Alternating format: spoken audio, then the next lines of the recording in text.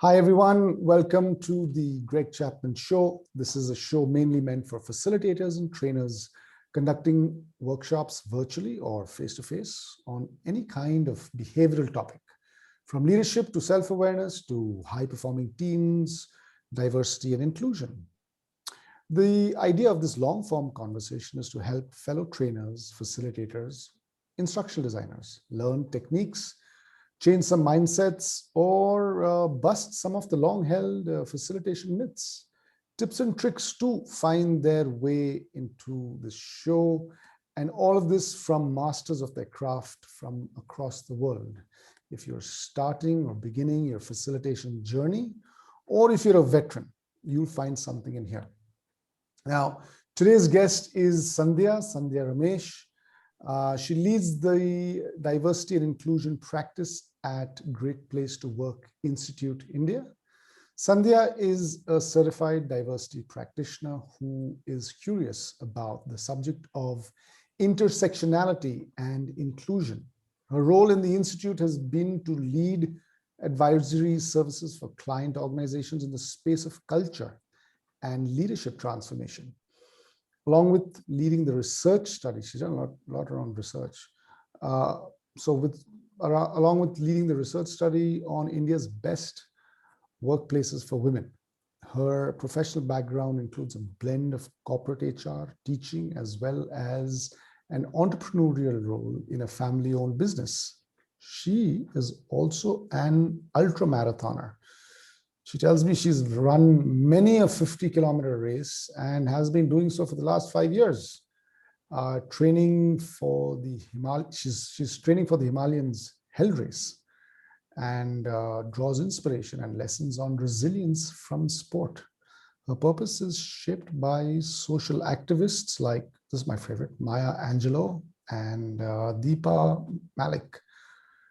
And today's topic is we're going to be talking about diversity and inclusion for the upcoming Women's Day celebration.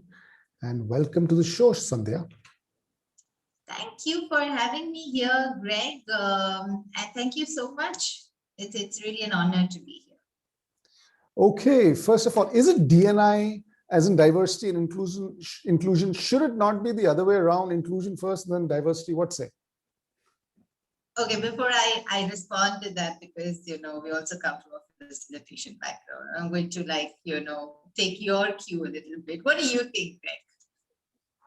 Okay, you're being the good facilitator now. All right. So what do I think?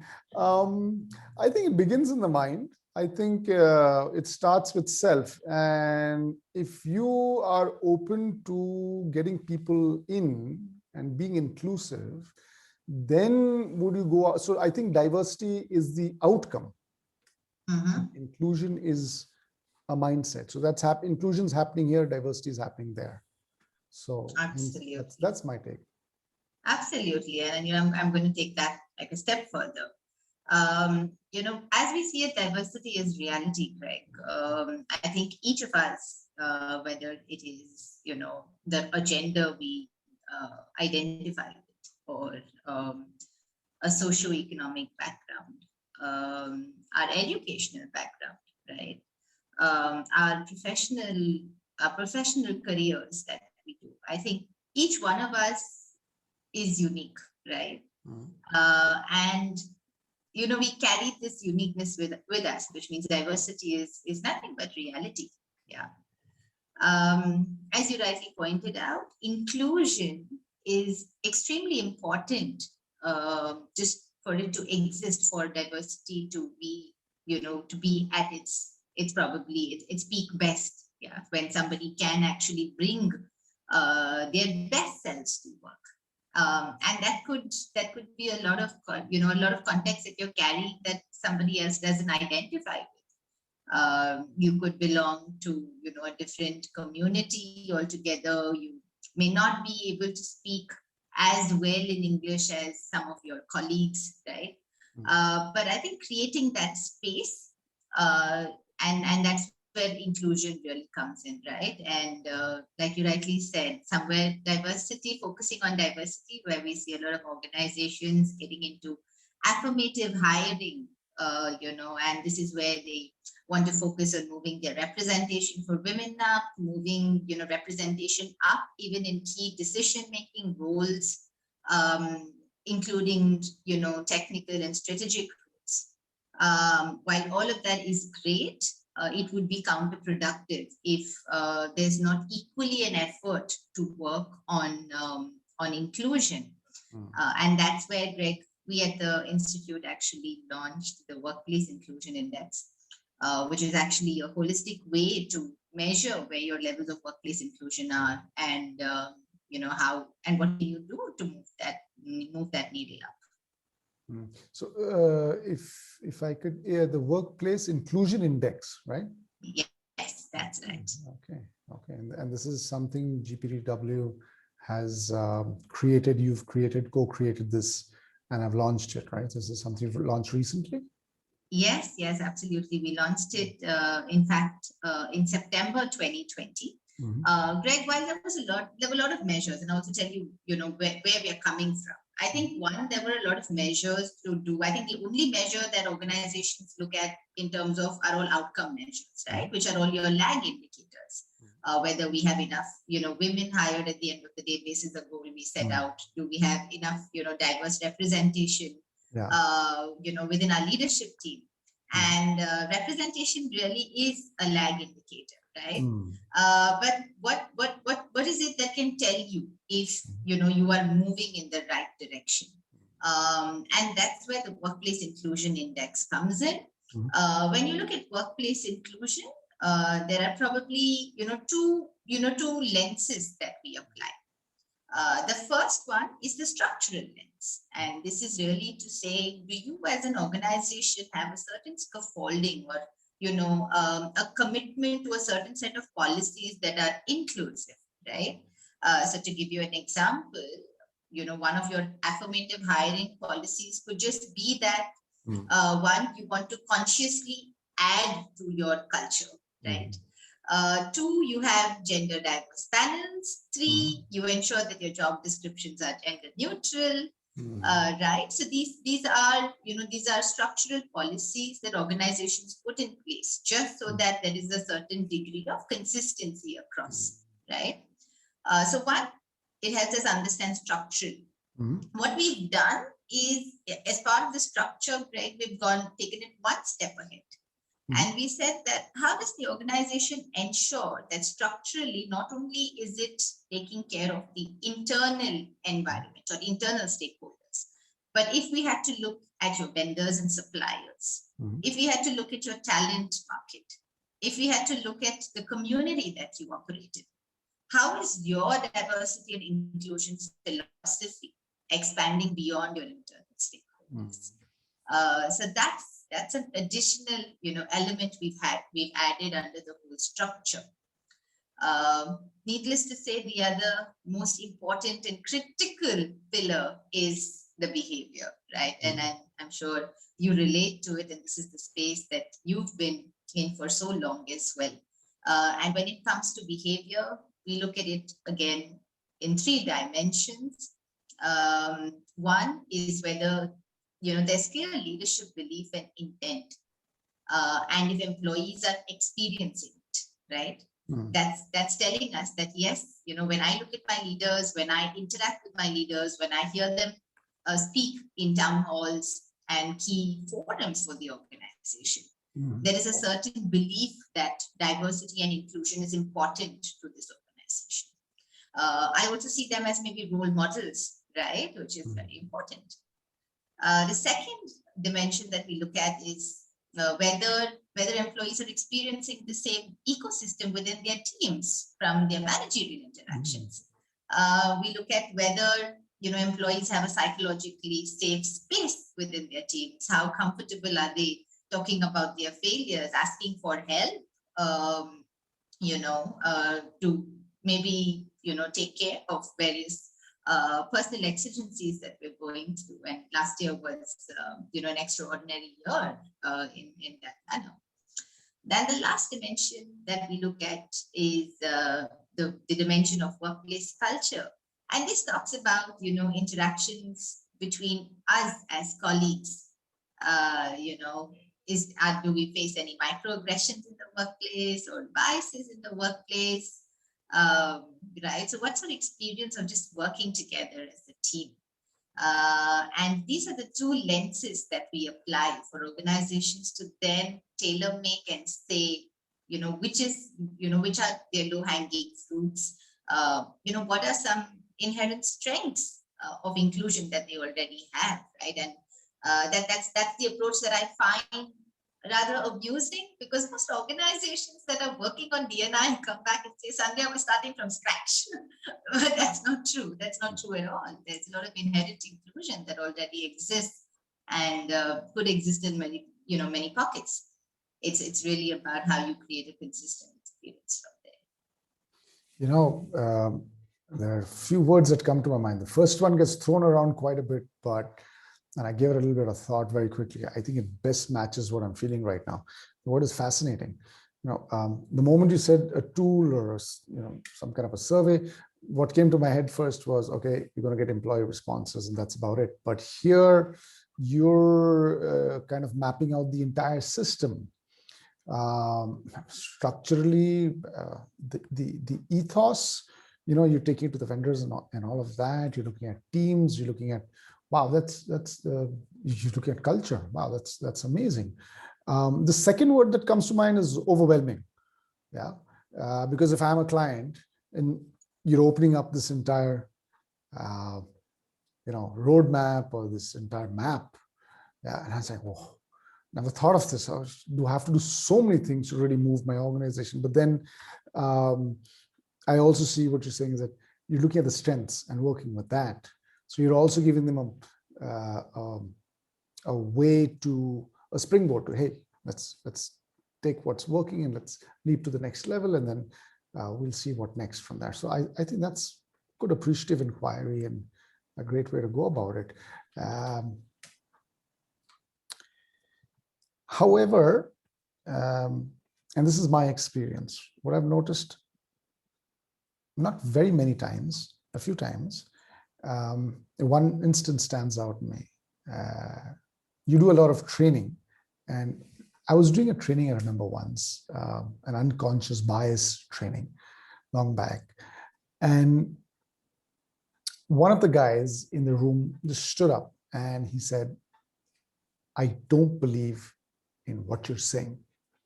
I am not going to hire a woman, a female in my team. A pretty senior guy. And this is a global organization that we're talking about, and it's leading the pack, in the D&I space, right? I'm not going to give any more, pieces, otherwise you'll be able to quickly figure it out. But really up there, the entire organization leader D&I space. But this guy, he just stood up and he said, I'm not going to do it. He says, and the reason I'm not going to do it is because it doesn't work. I'm here to get paid. If in my project, if I have a woman or a lady or a female, it's just going to slow things down. There's mat leave, there's a whole lot of stuff. There's going home at odd hours. I tried it once. I've seen other people. I got into a soup. I'm not going to do it. Now, my question is not whether he's right or wrong. My question is around, gosh, I had such a tough time dealing with that. I mean, how do you get through something that is wired into you growing up and stuff like that? So how do you deal with that in a workshop, and how do you facilitate around that? Because that is pure facilitation, because it's not training wherein you're teaching somebody something. If I go and try and teach that something, this is right, and there are 10 reasons why you're wrong and 5 reasons why this will work. It doesn't work. So how do you deal with that? Yeah, I think it's a very, very real experience, Jake. And I think whenever you are speaking about behavior change, right, and you've been in this space for a while, you will notice that even within your participant group, there will be some early adopters, and there will be, your laggards, right? And then you'll have like a bunch of resistors that even at the end of a 3 or 4 month intervention, will still think that, a great experience happened because of, a lot of things apart, and not owing it entirely to certain practices and certain changes that they themselves have made in terms of their own day-to-day habits and interactions. So firstly, I must say, relate to it. It's a very real experience.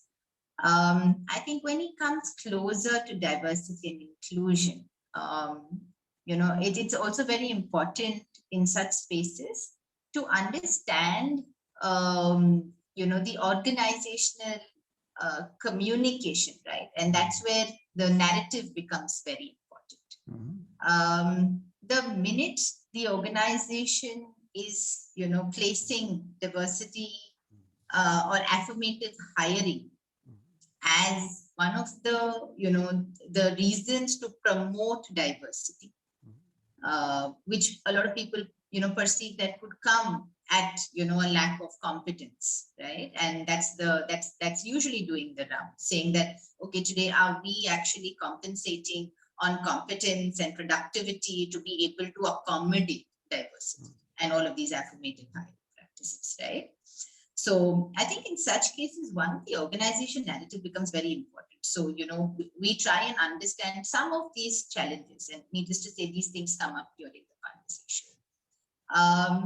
Greg, during this time, I would, and in the past, what I've largely done is try to invite, a set of participants who you can draw on in terms of their own experiences. And I think asking, a sharp question or two at that point in time, and using the wisdom of the group to be able to, create alternatives for the individual who's had a bad experience. It works fantastically well, because I think the individual starts seeing, the realities that has worked for some of his or her colleagues in this matter. It also, creates a space where, they're also challenged to speak a little more about that bad experience, right? And, we've all had various bad experiences in life. And for him, maybe it came at a cost of, a project not being completed on time, or his own, so I think you've got to create that space where they go a level deeper to try and understand where that resistance is coming from. Yeah, but needless to say, you may not be able to convert him either by the end of your workshop, and sometimes you have to live with that. And I'm going to place the question with you, and I'm going to come back to this question, and I'm just going to see the question saying, so then how should an organization deal with that? Because, and I'm saying you can just choose to respond in your personal opinion, as opposed to, GPTW, however you want to respond to that. And you use the word deeper. About a week or two ago, I have a 6-year-old, my son, at home, and he was going through his exams. And there's these fables. And there was this fable of the monkey and the crocodile. And the monkey makes friends with the crocodile, who's typically supposed to eat the monkey up. Makes friends, and the crocodile takes the monkey on the back across the rivers, and there's a great friendship, except till one day the crocodile's spouse, notice I'm not saying husband or wife, the crocodile's spouse, says to the crocodile, I want the monkey's heart. Okay, crocodile goes back, gets the monkey on the shoulder, and halfway through the river, the crocodile gets the crocodile is going to take the monkey across. Now, halfway through, the crocodile gets this, I got to tell the monkey the truth, it's not good. It's our friendship. Let me just go and tell the truth. Okay, that crocodile say, hey, monkey, you know what? I got to get your heart. Long story short, monkey says, yeah, sure, you can take my heart, no problem. But my heart is, I left my heart. Monkeys, we leave our hearts on the tree. And if you want my heart, let's go back, get the heart and come. You should have told me this before. So verily, crocodile goes back, monkey jumps on the tree. Monkey says, ta-da, I actually told you a lie, man, and bye-bye. And the story ends. And the class teacher asks my son, saying, what's the moral of the story? And the moral of the story was given saying, never tell a lie. The truth no matter how bitter, should always be told. Okay. And if you say anything else, you're going to get your marks cut. That's the one thing. Now, I think this little fable also throws some light on this whole diversity and inclusion bit. Why? Because, okay, never tell a lie. That's one model, right or wrong, I don't know. You're setting that down as one model. But the monkey did lie, right? And because of lie, the monkey managed to save his bacon, right? Or ass, right? And is still alive somewhere there. Okay. So I think, or take another fable, like the shepherd boy and the wolf. You cried wolf too long. The wolf came. Moral of the story: don't tell a lie. There's a second moral to the story. I was just thinking about this, didn't read it anywhere, but I think there's another moral. And the other moral is that if you cry wolf long enough, the wolf will come. So, but I don't see that happening in too many schools.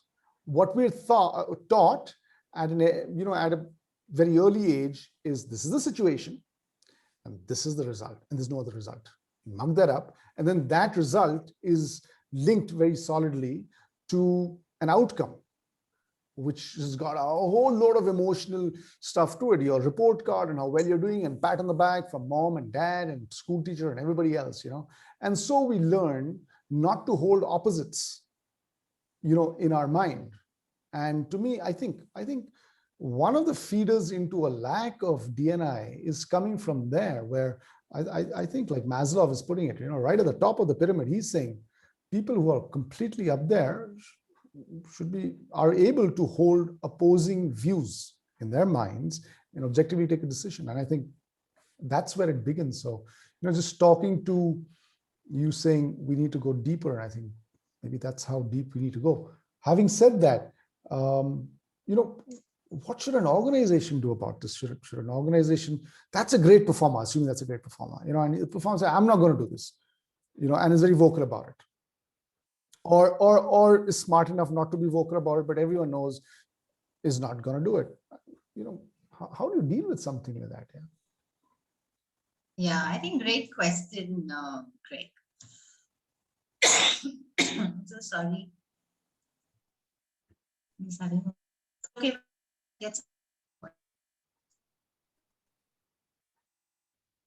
Sure. Take a break, get your water. That's all right. And we'll be back in a few seconds. Sandhya, are you okay? You want to take a little more? I think I'm good. Thank you, Craig. Okay. Yeah. So when we were, organizations, how organizations, how can they navigate something like this, especially this is your personal opinion, not absolutely. So I think I'll tell you multiple ways. The reason why some of these policies also, Greg, have come into being, right? Whether it's about masking CVs, whether it's about having gender diverse panels, whether it is actually about organizations continuing to look at internal pay parity audits, right? Organizations actually being able to create warm lines within their organization to be able to call out microaggression. What do you mean by warm lines? Oh, so warm lines are basically, in fact, this is one of the practices that Intel had, where they noticed that a lot of people were leaving, and largely it was women and in certain roles. Usually organizations have a practice of conducting the exit interview once the person leaves, but they trigger the warm line as a practice as soon as a person resigns, and this was your extremely confidential space for you to really talk about why is it that you're leaving. And it actually takes me back to something that one of our facilitators, Dr. Joshi, used to say, and he said people largely leave organizations and relationships because of two things. Either there's external attraction or there's internal distraction, right? And the idea of this warm line was to try and identify whether it was an external attraction or an internal distraction. they've been able to retain and actually plug that thing called the leaking pipeline or the rotating door by just introducing or restructuring their practice in a place where it makes more sense. Could you give me an example, maybe? Of the Restructuring the practice. And so usually organizations do the practice after the individual leaves. So you okay, outsource, okay. you outsource your exit interviews to, individuals to understand, okay, why are people leaving? And you've already lost that talent, the talent's out in the market. Whereas, picking that up and putting the practice right, right after the person resigns, was a great way to be able to do something about it while the individual is in the system, right? So I'd say one thing, Greg, for sure is organization. Sorry, if I may interrupt. So what I hear you say is that an exit interview, maybe I got this wrong. An exit interview you can actually pull up. So when a person is in a system, you know that if you've done your analysis and you know that this kind of demographics, it's a possibility that people leave, right? So even before a person is leaving, you're interviewing, having chats, and so forth, and saying, hey, if you were to leave, then why would you, scale of 1 to 10, where are you, what's happening for you, something like that? Exactly. And ideally, Greg, you would see that most organizations have their retention conversations from their managers, right? But the idea here was to be able to do it outside of the manager, actually have an independent, confidential, channel for whoever it is to express themselves and what they're experiencing. Yeah, and I'm sure you'd have to run a lot of other pieces in the organization to get that kind of openness and add a lot of advocacy and inquiry, I think, going down on that. And so you said, so for our viewers, it's called Warm Line and Intel, right? Yes.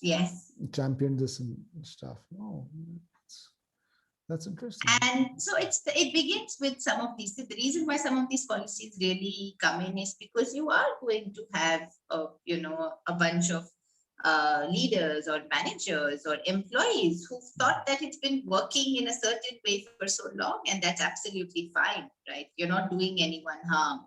In fact, very often I get a response saying, as soon as we talk about the workplace inclusion assessment or, one of the fundamental workshops and interventions that we do with senior leaders, I think the first immediate response is, hey, Sandhya, we are an equal opportunity employer. We don't have any discriminatory practices, right? But that's the distance one has to travel. Non-discrimination does not mean inclusion, right? It's at one end of the spectrum, and you've got to really traverse that journey.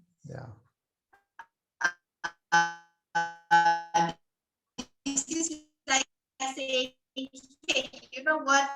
That's the potential. Sorry, we lost you a little bit. So the last 5-7 seconds, we lost you. You have to traverse that journey, and then Yes, and I said that, organizations, it's absolutely okay for you and me as individuals to say, okay, I can tolerate diversity, right? That's not the same as celebrating diversity, and that's the potential that we have as you and me as individuals, as organizations. And that's the untapped potential. That's where the magic happens, right? True. And I think a lot of thinking, a lot of taking time out to think about including this D&I piece in an organization needs to go down, because it's, as you're speaking, I'm saying that, okay, it's relatively easier to launch a tool. It's relatively easier to say, okay, I'm going to have these chats, but then doing it in spirit, building, you used an interesting term earlier on, the psychological safety around that piece, that takes a lot of doing. So I'm saying definition and defining that is one piece, but implementing that as a whole is a whole new ballgame. Yeah. Absolutely. And which is why that pillar of leadership belief is extremely critical. Because, you may not see a movement very quickly. You will have resistance along the way.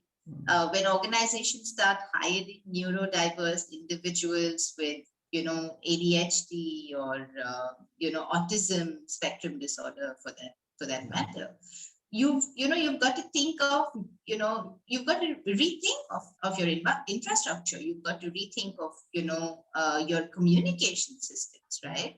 Because you're so used to doing things with the way that you've been doing them so far. So it is going to create a little bit of discomfort, and in different pockets. But the outcome of something like that is you'll have individuals within your team who can, create 2D, 3D models in their head.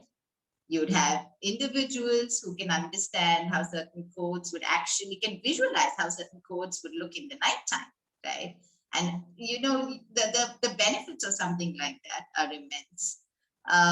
So it's really, and I think right now, Greg, whether we like it or not, for organizations to continue to stay relevant, I would say inclusion and fostering and nurturing diversity is a non-negotiable, absolutely. Is a non-negotiable. And this just, I don't want to fall prey to stereotyping, but I'm sure you have too. I've seen, I have this manufacturing organization in my mind. When I went to one of their plants, thousands of employees, one lady, just one. Okay. And anyway, so I'm doing this workshop for these guys, and it's a pretty senior audience, general manager. So general manager kind of level of people, educated, lots and lots of experience, 25 years or something like that. So we were giving projects out, giving this project out. And this guy comes to me in the break, and I ask him, so, hey, so is the project done and stuff? That's part of a training. So we're doing a journey. The projects were part of the training. So he hadn't. And he came up to me by himself and he says, well, I haven't done this project. I said, okay, my project didn't work out too well. I couldn't do it. And I'm going to switch here for a second. And he said something in Hindi, which took me a little while to settle in. And he said, sir, हमेशा तो लड़का नहीं हो सकता है ना, कभी तो लड़की भी होगी, right, sir? You can't always have, yeah, I got that. Yeah, well, a boy, and he's likening the success of his project to, he had done another project previously, to give a little context, which had gone off well, and this one hadn't. Now, and the one that hadn't, she's likening it to the birth of a girl child. And, for several seconds, I didn't know what to say. I just didn't know what to say. So, and then it hit me, and I was left with a question, after this experience. And the question was that I'm doing stuff on D&I. I'm trying to bring it into my own life. I hear a lot of people, like you say, our organization doesn't have any of these discriminatory practices. We all have these biases. I'm trying to be more inclusive in my life. Now, how do I deal with this? Do I just try and convert this guy? I can't. It's very deeply set. So should my inclusion also include, or also extend to include this guy's point of view, which is like sandpaper on skin to me. So it's like out there for me, and intellectually I know maybe I should. I don't even know if I should completely do that. Emotionally, so what are your thoughts around something as crazy as that? And it exists, like it exists. We think it only exists in rural India. It exists with a lot of educated people as well. So yeah. True, Greg. Well, I think I take a couple of moments just to stomach that first. Yeah, I think I would definitely take a couple of moments to stomach that. Greg, I think even when we're doing some of our sessions, in unconscious bias or, diversity and inclusion. And I'll come back to wearing the facilitation hat. Very honestly, I think there's such a deep level of conditioning, right? A lot of how inclusive you are as a person is intentional, which means that you need to continuously self-examine. There are even times when, I have tough conversations with people, and then there is a moment after that meeting when I think about it and I say, did I actually respond in the best manner, right? Did I leave at least the individual or who I was interacting with in a positive impact? Coming to this specific situation, I think one, wearing like a facilitator hat, and if you are, uncovering, you will uncover a lot of this even in your, sessions when you're going to be doing unconscious bias, right? Or diversity and inclusion workshops. I think the first thing is, as part of your ground rules, it would help to make your own submission, which means that you are also a learner in this journey. And if there are individuals who catch certain biases, you have a link for feedback where they could actually share that. And that's nothing but room for you to become a lot more self-aware. Similarly, it would help if they can have this for their colleagues and peers as well throughout the session. And that in a way can encourage people to become more self-aware. So I think somewhere in session, then, I'm not even only in diversity and inclusion, because it's coming now at the top of my mind. I'm thinking, why only diversity and inclusion sessions, right? Yeah. And can we all be a little more mindful about how we respond, and some of these beliefs that we've been carrying with us for such a long time. So yeah, I think for me, I don't know, there's no one particular way I would have dealt with that situation, Brent, but I think that the deeper question is, I think one, very clear in the outcome for the organization themselves, where you hardly then are seeing, anyone apart from a particular dominant group within the organization. So that in itself says that there's a lot of validation for that belief, right? This stuff like this will require a great deal of leadership grit, I would say, not belief, to be able to turn around something like Facilitation this. grit, leadership grit, I think both. And I think very, very well answered, because I'm seeing this as one way out. May not be a perfect way out, setting context of saying, hey, you know what, I got my biases too. You're sending across vulnerability, and there's some pieces which are deeply ingrained within you. And when those pieces come up, and if you're doing a D&I session, and if you're doing it well, they will come up, and which run completely crossways to your beliefs. And to then pause and say, hey, this is one of these times when this is at complete loggerheads to my beliefs. Don't agree with it. However, I'm still acknowledging you. As grating that is on my skin, I'm willing to also let that go and acknowledge you, and hopefully in return reciprocity kicks in. And I think I think if you've done a few of these, good context setting and being aware, I think the best is hopefully. At the end of the day. I think, and as a facilitator, sometimes, Greg, we do walk out of the sessions knowing that, okay, there were there were your catalysts. We try and stay in touch with the organization, even if they've only opted for a capsule, which is like a workshop and a module which we don't generally prefer, but the idea is, okay, let's at least get started somewhere, right? And that's at least seeding some amount of awareness.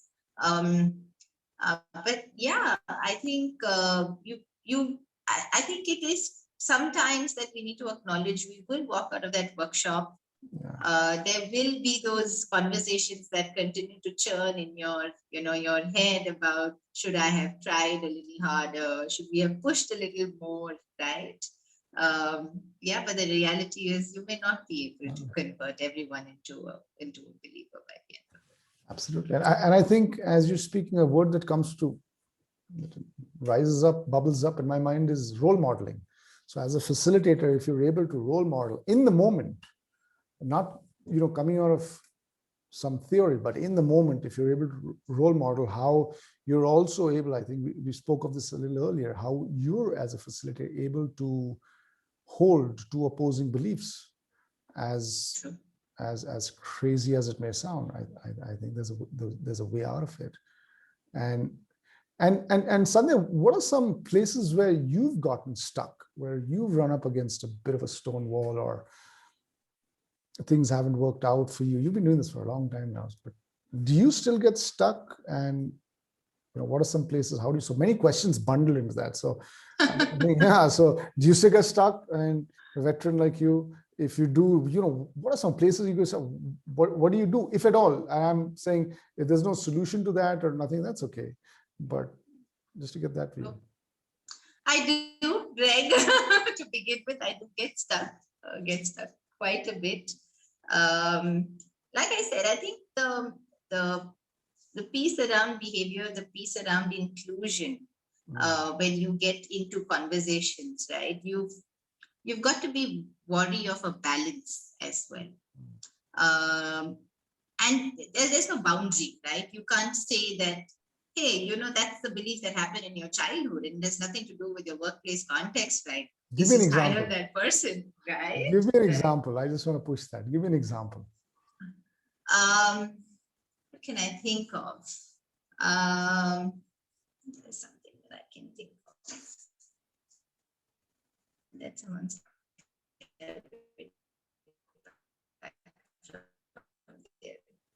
Okay. So what is hospitality? And their entire sorry, focus missed the was last saying, 5 how seconds. can we be a lot more? You missed you on the last 5 seconds. Sorry. Is this better, Greg? Yeah. Perfect. Yeah. Okay. So we were working with this hospitality organization, and they're Bombay based. They operate in nine countries, headquartered in London. And we were working with different teams.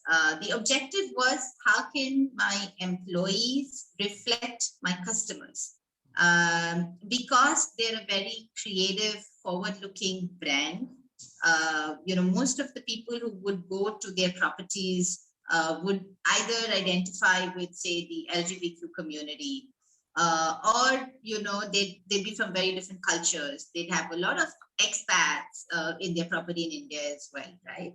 And it started becoming very important for the organization to strategically work and say, how can my talent, reflect a little more of my customer base? And I think at a leadership level, some fantastic policies. They keep rotating talent, right?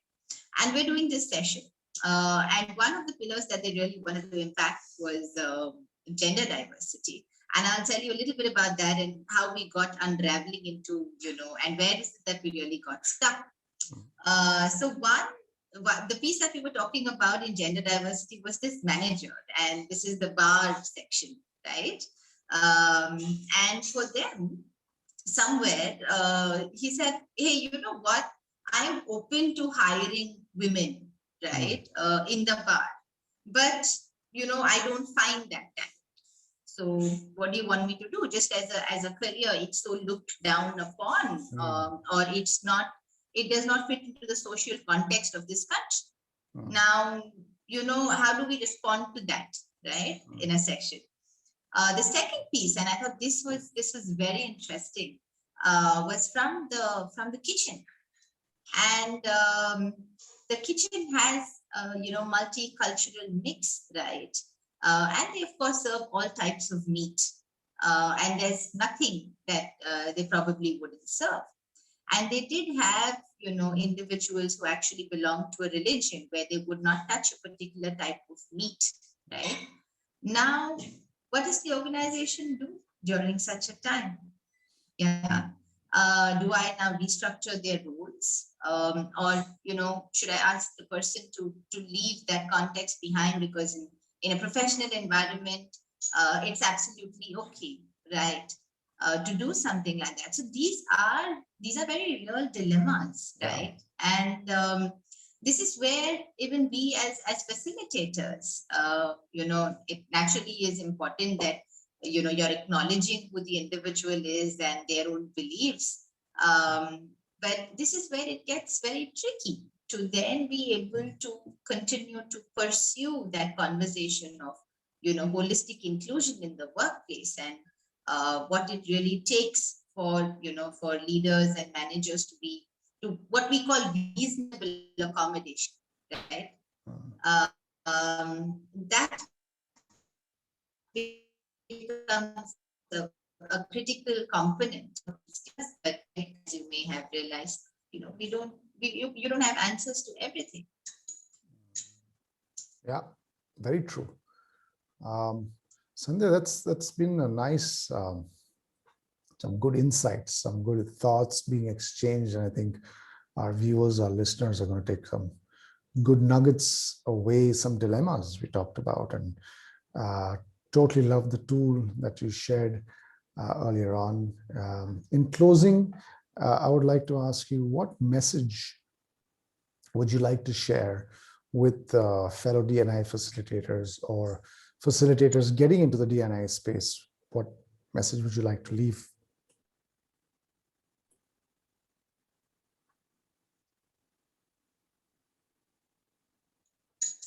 I think, at least, Greg, I'm going to talk about one pattern that I've seen before I get into giving my advice. So we've been conducting a lot of these B2B sort of workshops, largely because of a need for organizations and people who are championing this within the organization to come back and understand, is there maybe a way in which, is there a framework that I can use to be able to start this whole journey for my organization and assess where are the low-hanging fruit. So we do this in a series format for D&I professionals within organizations. I think one pattern that I have seen, and I don't know if it is fortunate or unfortunate, but I'm just quoting the pattern that I've seen. We've started seeing probably 70 to 80% of those who identify themselves as women, right, as participants to this session. Yeah. I think somewhere it brings me back, Greg, to the fact that as a practitioner, you are going to continuously draw from experiences that you've had, that has probably created more space for you to understand what exclusion is like. So if I have to say number one, I see some of the practitioners extremely self-motivated, owing to their own personal experiences and journeys as individuals, or first-hand experiences, right? Family members, etc. So my first advice would be that you will need to draw from that inspiration, because this journey is not short and it's not easy. Second, I think you will need to balance, right? I think we will need to continue to balance between what's real and what's that ideal state. And which is where we need to, our efforts need to move from, how can I move forward in this journey across the spectrum, as opposed to viewing D&I as an eventuality, right? A destination, right? So I think the second thing is, how can you continue to look at inclusion as a spectrum and not as an end goal, in mind. Yeah, and I think thirdly, as a practitioner, you've continuously got to reflect. You've got to take your time out. I think continue to self-examine some of your own beliefs that you are carrying with you as a facilitator. I'd say that these are the 3 key messages that I have, Greg. One, draw from a lot of your own personal experiences to continue to stay motivated. The journey is long and hard, but it's a lot of fun. Secondly, I would say that, continue to balance and look at inclusion as a spectrum, not really as, as an end destination, right? Look at it as a journey. And I would say thirdly, as a practitioner, continue to self-reflect and self-examine. That's equally important because, I know we've had conversations and the whole concept of privileges, right? You don't know what are the unconscious biases shaping you every day. And, I must say that I also come from, a space of great privilege. Maybe a participant sitting there is not. So how are you aware and cognizant about your privilege? So, yeah. And what the context and background the participants been brought up in, gone through, we have no idea. So I think the last piece is also, all of them are great stuff, and also suspending some of our long held values and judgments. I think and that's a tough one, especially when you're in a situation like this. So been great speaking with you, Sandhya, and looking forward to seeing you on the show sometime in the future. Likewise, Greg, thank you so much. It's been a lovely evening, and thank you so much. Thank you for your time, and thank you for this airtime, I must say. Thank you. Thanks.